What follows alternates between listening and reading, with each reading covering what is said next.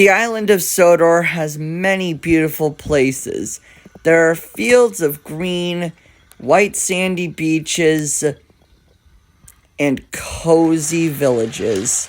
All the engines love passing through the picturesque landscape. There is one place, however, that the engines avoid: the smelters. The air seemed to grow cold as the sounds of snoring machines whirred all around. Worst of all, the line site was littered with rows of rusted cars, trucks, and engines.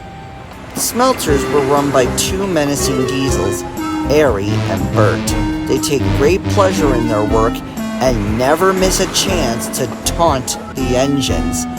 "Don't get too close to the Canis torch," they might sneer, or else they might just cut you up on sight. The engines knew that Sir Tom Hat would never scrap them, but all the same, Ari and Bert's teasing chilled them to the boiler. One cold night, the diesels were idling outside the smelter shed. They had finished their work and were ready to return back to their shed. A low mist hung over the yard, and the echoes of the smelting machines danced in the air. "Another good day's work behind us, eh?" rumbled Ari.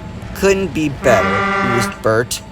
Their conversation was interrupted by a familiar horn. Derek appeared from the mist, a line of trucks growing behind him. "Hello," greeted Ari.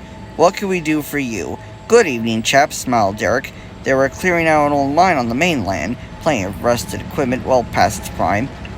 "And that?" asked Bert. He motioned to the flatbed behind Derek. On it stood a small, rusted steam engine. Its cabin bunker had deteriorated so much they could see its corroding controls and firebox door. Well, smirked Ari. "This is my kind of surprise."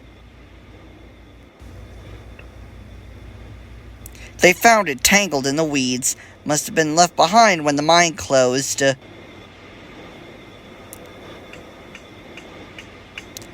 "Poor thing," sighed Derek. "No engine wants to be forgotten." "Oh, don't you threat. We'll take very good care of it, won't we?" "I'll show you to the fuel pump. Bert, move that old rust bucket into the shed."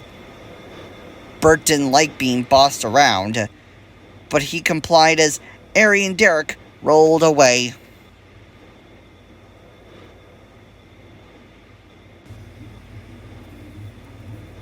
He grumpily dragged the heavy flatbed into the glow of the smelter shed. "Stupid Ari," he growled. "He could have brought this rubbish in here." As he rolled along, the old steam engine creaked and groaned. It almost sounded like laughter. Bert pulled it into place, then rolled alongside.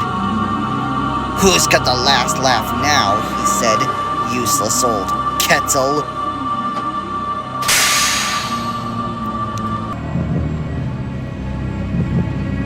"Is that all I am to you?" For the first time, he saw the front of the old engine. Its face was smudged and dirty, and its eyes were weary. I'm far from useless," wheezed the engine. "Paw," snorted Bert, another steamer in denial. "You're past it. Diesel's all the way forward. There's no need for you now." "And what happens when you become outdated?" Bert scoffed. "Never gonna happen." "I used to be just like you," said the engine. "I was delivered to the old mine with everyone telling me how powerful it was. Got myself into an accident. I'm pretty sure they'd meant me." "Look at me now. I thought I was invincible, but when the diesels came, I got a taste of my own medicine then." He stared coldly at Bert. "You are modern, but for how long? What will happen to you when a much more efficient engine is built?" "That will never happen," wheezed Bert. "Deny it all you want," replied the engine, "but I stand before you as proof of it. Time will go on, and you will be replaced." Bert said nothing. He was deeply affected by the engine's words, but didn't want to show it. He continued to sneer as he rolled out the smelter shed. Ari was waiting for him. Derek had gone, and the fog was beginning to lift. "Where have you been?" Ari cackled. "And who are you tying to in there?" "Stupid old steamer," barked Bert, "telling me we'd be out of date one day." Ari stared blankly. "How did you talk with it?" Bert looked back. As the doors of the smelter shed began to close, he saw no face on the engine. "Only a rusted smokebox door." "That exhaust must have gone to you," Ari cackled. "Oh, shut up." They roll up to their shed without another word. Bert is a different engine now. While still menacing, he no longer taunts the steam engines with threats of scrap. He is silent whenever he goes into the smelter shed, for he is thinking of that spectral old engine.